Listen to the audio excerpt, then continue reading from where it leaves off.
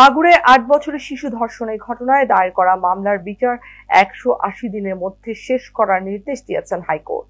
আদেশে নারী শিশু নির্যাতন ও দমন ট্রাইব্যুনালকে এই নির্দেশনা বাস্তবায়ন করতে বলা হয়েছে।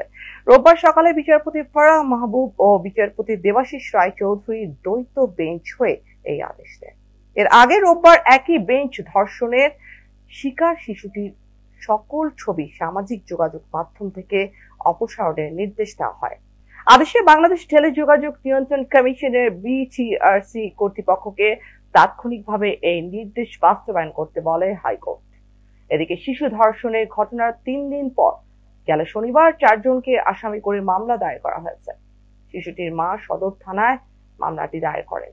আসামিরা হলেন শিশুর বোনের স্বামী সজীব, রাতুল শেখ, সজীবের মা জাহিদা বেগম ও বাবা হিটু শেখ। আগে এই ৪ জনকে আটক করা হয়েছিল। প্রসঙ্গত, গেল বৃহস্পতিবার মাগুরা শহরের নিজনান্দুয়ালিয়া চরপাড়া এলাকায় এই ঘটনাটি ঘটে।